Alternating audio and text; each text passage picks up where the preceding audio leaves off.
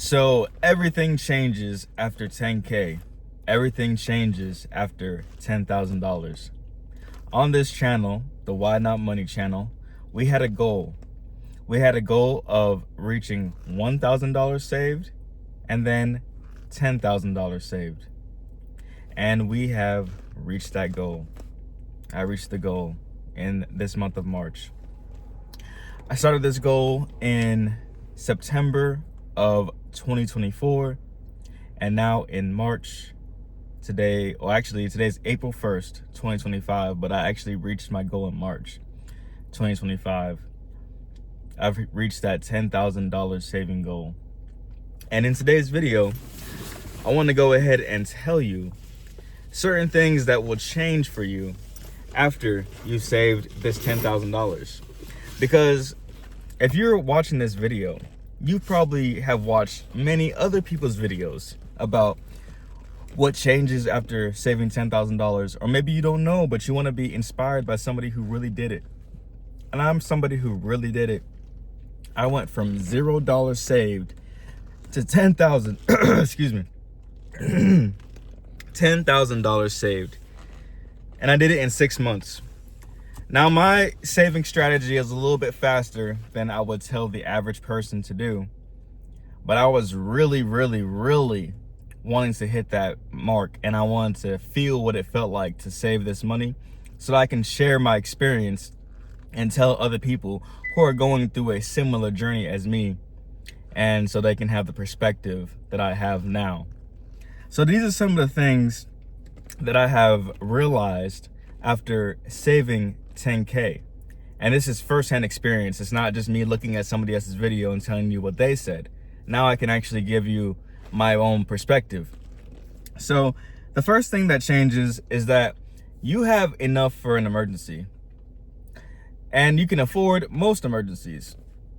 Because say your tire goes flat, you get sick, you need to get a dental removal, or you need to have a dental surgery, something like that. A lot of emergencies are not really more than $10,000. Usually they're in the $300 to $600 range, maybe in the $3,000. But imagine if you didn't even have $10,000 saved up. Imagine if you only had like $1,000 or $3,000, if that. That would be all of that money gone. That would be, you worked all that time and energy just to save that much, and now you only have $3,000. Sorry guys, let me take this off. It's getting hot in here.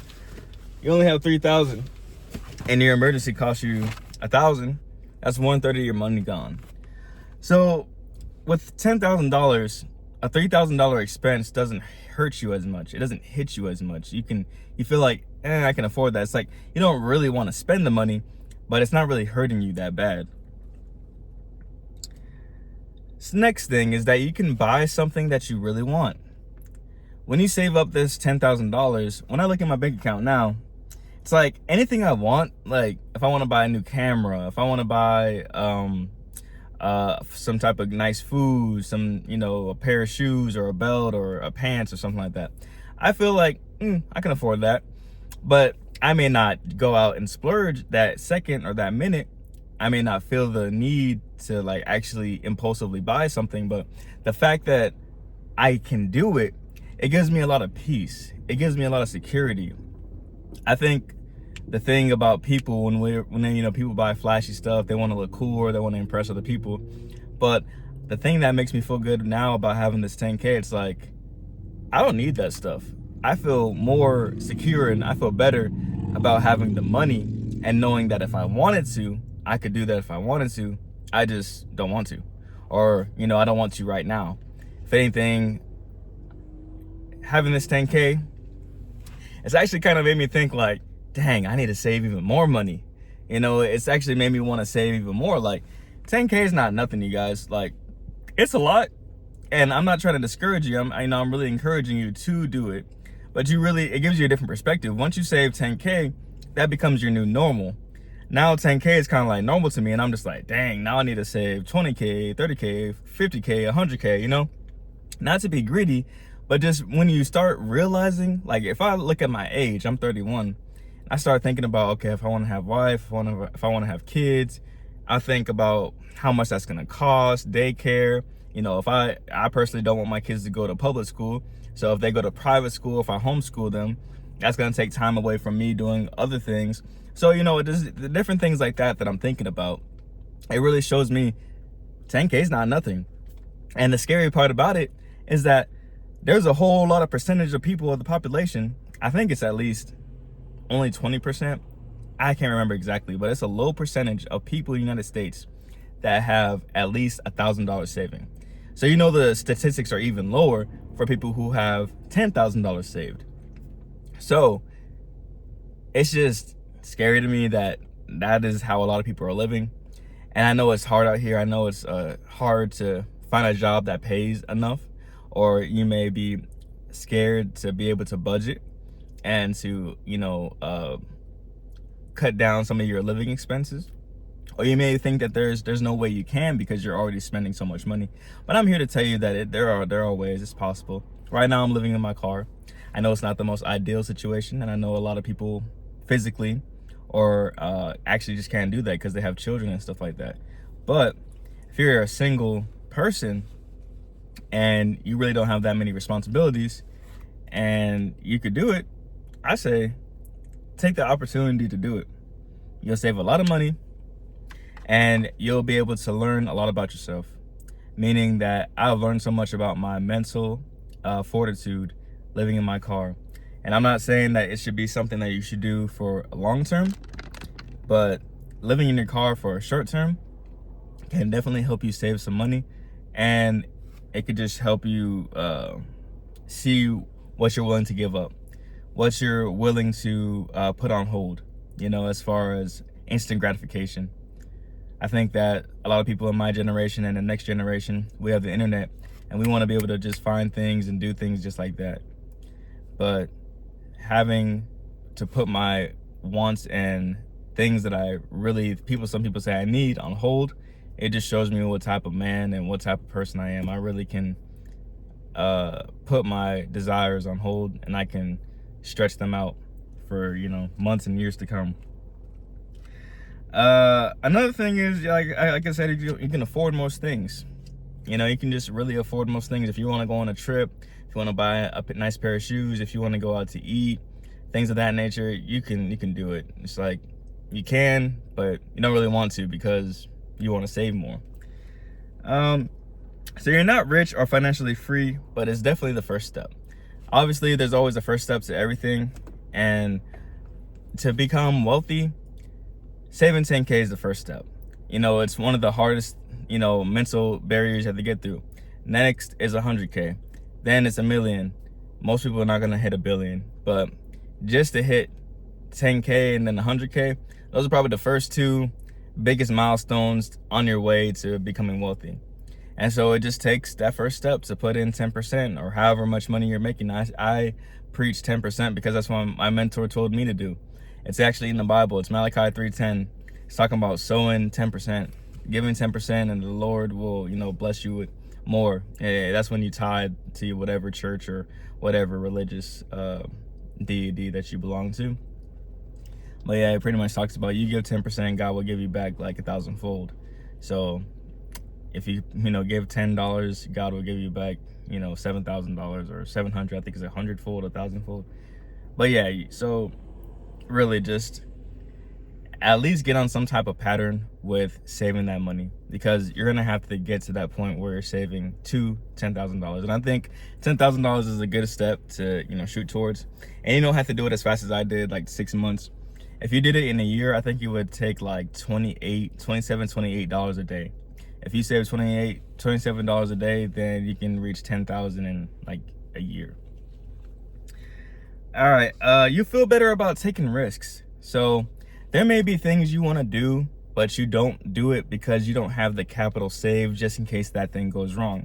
For instance, investing into cryptocurrency, or investing into stocks, investing into real estate, or going ahead and starting a business, taking a risk with a relationship. Who knows what the risk is, but The point is, I wouldn't have taken as many risks now. Like, I've went ahead and invested into some Bitcoin. I've invested into some other stocks, but I wouldn't have been as confident in doing that if I didn't have some type of money on the side or just that much money saved, because I can always liquidate my holdings and I can put it back into cash, and you know, if I need to use it for an emergency or something, whatever.